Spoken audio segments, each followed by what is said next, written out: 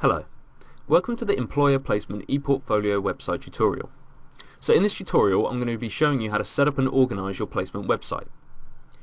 I'm going to be showing you how to add content, personalize and submit documentation, and then I'm also going to be showing you how to preview, share and finally publish your final portfolio for marking. So one thing to make note of before we get started is that we're going to be using Google Sites for this. Now you can only edit Google Sites using either Google Chrome or Mozilla Firefox. If you're using any other web browser such as Internet Explorer or Safari, you won't be able to edit these sites, so it's important to make sure that you're using one of those browsers before we start. However, it's also important to note that once you publish your site, you can view your website on any browser you'd like. But in order to edit it, you need to be using either Mozilla Firefox or Google Chrome. So now that we've got that out of the way, let's get started. So to start with, let's find the Google Sites app. To do this, go to the Google homepage, head up to this top right corner here and search for Google Apps, and then click in and find the Google Sites app. Now bear in mind that this icon may not be in the same place for you as it is for me, so you may need to scroll down to More and scroll down here in order to find the Google Sites app. But once you've found it, just click into it and it will take you to this page. Now you may be tempted to click on the big red Create button and create a site from there. However, what we need you to do is go to the New Google Sites option here and click into that. This will take you to the site that's supported by the university. So from here you can start creating your placement ePortfolio. Now, you should have already had the Employer Placement ePortfolio template shared with you by the Placement Office, and you can see it just here. Now this template is going to show you how to lay out and order your website, and you should follow it exactly. So if you can't see it, just double check that you're not set to owned by me only, which will change the view so that it will only show websites made by you. Make sure it's owned by anyone or not owned by me. And if you can't see it then, just double check your Google Drive and make sure it's been shared with you. If it hasn't, get in contact with the Placement Office and we'll make sure you have access.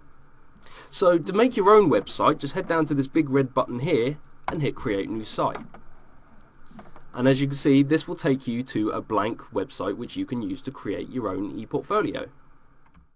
So this is the blank template for your ePortfolio site. Now the first thing that we need you to do is we need you to change the document name, and this can be done up in the top left corner here. Now as this is the document name that will be saved in your Google Drive, much like the file name for a Word document, and also the name that the marker will see when trying to find your document amongst all the other students who have uploaded an ePortfolio, it's important that you name the document in this format. So the format we need you to use is your full name -BAL ePortfolio. Now for this example I'm going to use something generic like John Smith. So once that's done, it's time to enter the site name. Now this can be done up in the top left corner of the header bar here. So this name is the name that will show up in any window or mobile window which the website is being displayed on. Now for this name we need you to use the exact same name that you did for your document name. So in that case for me it would be John Smith -BAL ePortfolio. So now that you've named your file and named your website, now you need to add a title for your homepage. Now you can add a different title for each of your pages, and I'll show you how to add new ones in a moment. But you need to name your home page title Employer Placement Portfolio. Once you've done that, add a subtitle, and you can change the text here to subheading, and name that the company that you're working for. So for me, that would be the University of Portsmouth.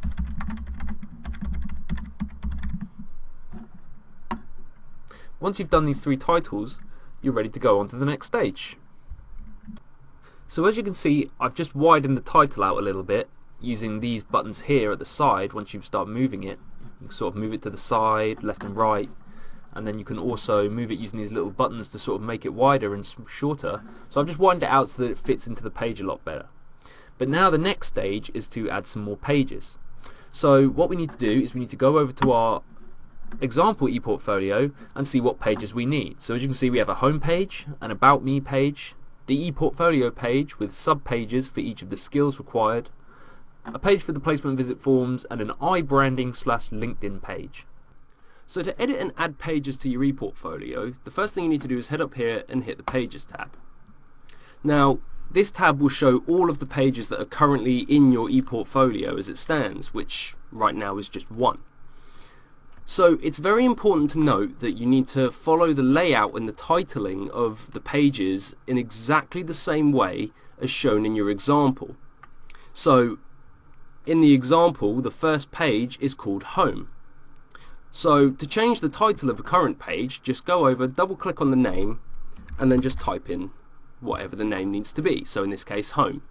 So as you can see, now my home page is called Home. So now what you need to do is you need to go ahead and add pages to your document. And you can do this by heading down and clicking this button in the bottom right hand corner saying Add Page. Once you do that, you can type in the name for your page, which in this case for the second page is called About Me. And then hit Done, and then give it a couple seconds to load in, and you'll have your second page. So what you need to do now is you need to go ahead and copy the tutorial exactly, making sure that you have all of the website names and all of the pages set out in the exact same way. So one important thing to note is that some of the pages that you have on your site will use subpages.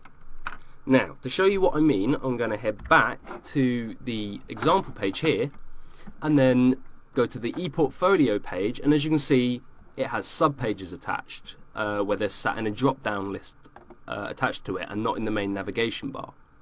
And you can see the layout here in the pages on the side. Now, to show you how to do this, I'm going to head back to my page, add the page as normal, so call the first one ePortfolio, and hit Done. Now, as you can see, this has actually loaded into the wrong place. It's in the wrong order. So to change that, all I need to do is click it, drag it, and put it down the bottom. So once I've done that, I can start adding the other pages as normal. So the first one is Commercial Awareness. And then just hit Done. And then once it's loaded in, all I need to do is drag and drop that one on top of the page I want it to be a subpage to. So if I let go of that, as you can see, now it's in a drop-down list. And you can see that in both the navigation bar here, as well as on the Pages tab itself. So what you need to do now is go away, look at the example page, and copy the page layout exactly as shown. And that way you'll be ready to start the next step. So as you can see, I've now added all of the pages that are required for the ePortfolio. I've got my About Me page, the ePortfolio page with its relevant drop-down lists, the placement visit forms, and the iBranding/LinkedIn page. So once your website looks exactly like mine, it's time to start adding some content. So there's two main ways of uploading content onto your ePortfolio, and they're both very easy to do. However, before we start uploading anything, let's just take a look at our example. Now, it's very important to match the format and the layout of the example ePortfolio as much as possible in order to make it easier for the marker to find where your content is. So as you can see in the About Me page, all you need is a short introduction about you and your placement. So to do this, I would use a text box. So if I head back to my portfolio, head to the About Me page, and just click on this text box here up on the Insert tab, I can insert a text box. Now there's a lot of options here, including I can have a heading for my text box, and then once I press enter it reverts back to normal text. And there's also sort of the other standard options such as bold, italics, aligning the text to the right area, numbered and bullet pointed lists, and inserting links into your text. The second way of uploading content is to double click on the area where you want to put some content in, and then the content wheel appears. So there's a lot of different options for you to upload in terms of forms of content, but I'm going to upload an image from my computer. So as you can see, I'm uploading the University of Portsmouth logo. Now there's also a lot of options here to edit the images that I will let you play around with, but you can sort of move it around and make it bigger and smaller just like a text box, and it allows you to sort of really give some personality to your ePortfolio. So go back through to the example ePortfolio and just try and match the content exactly, but writing in your own experiences. So the last form of content upload I'm going to show you is very specific, and that's the required documents that you have to include in your ePortfolio in order to pass. So if we head back to the home page, on the example, you can see that these are the documents that you need to have uploaded. Now, it's very important that you upload these documents in the exact same format as shown here. So in order to do this, go to your Google Drive and then make sure that all of the documents are saved in one folder within your Google Drive. So the first thing that you have to do is, in order for the marker to be able to view these documents, you have to share them with us. So if you just go right click on the folder where all your documents are saved and then share your document with pbs.placements@port.ac.uk, then just send it. That way we'll be able to view all of the required documents that you've uploaded on your website. If you don't do this, then we won't be able to view the documents. Even if you've uploaded it to your site and shared that with us, we won't have access, and that can affect your grade. So once you're done, just hit send and you're good to go. So once you've shared this folder with PBS placements, what you then need to do is head back to your portfolio, head back to the home page where it needs to be uploaded, double click, pull up the content wheel and hit from drive.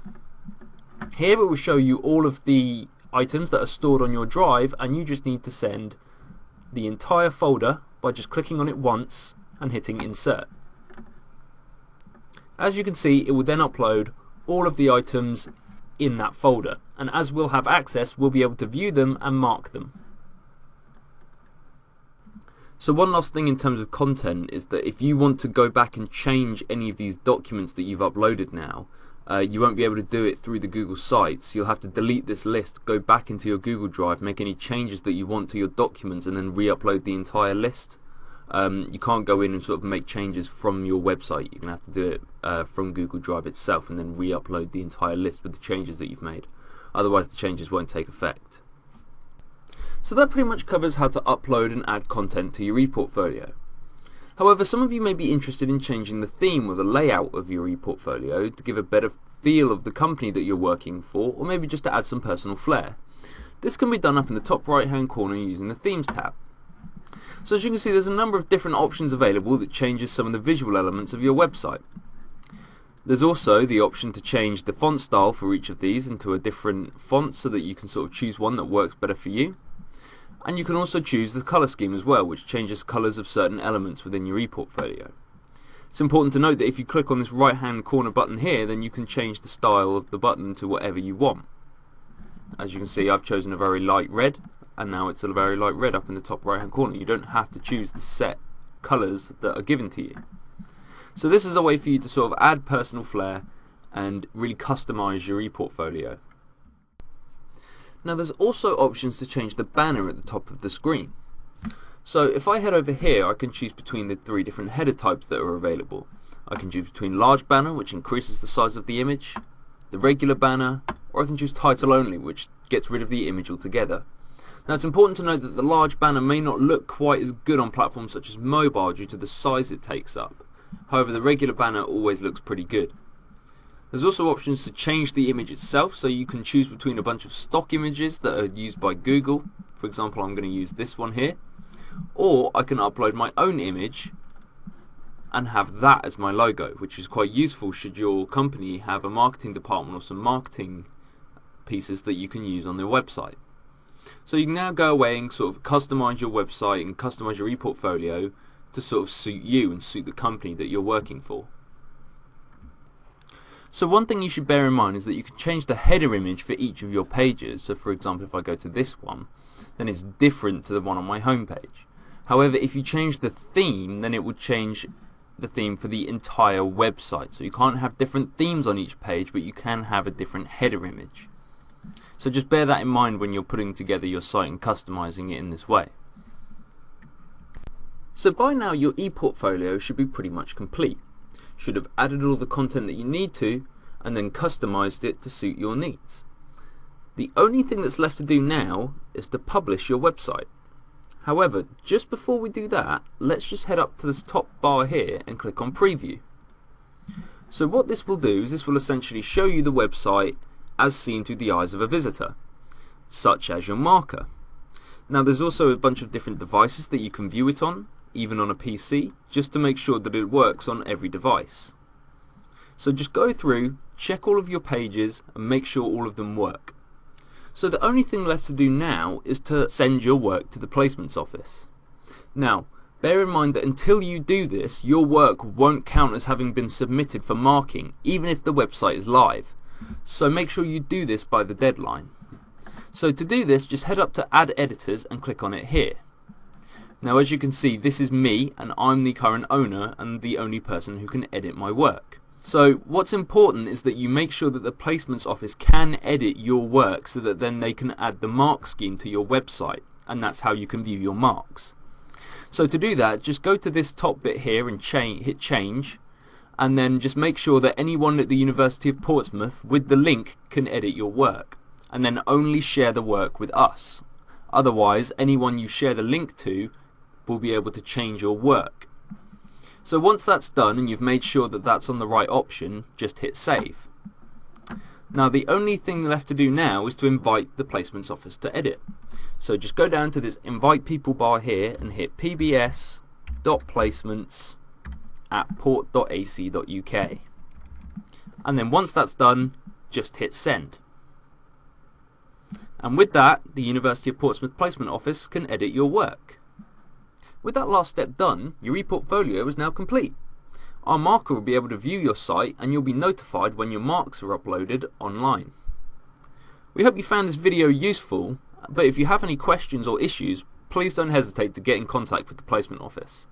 Thank you for watching and goodbye.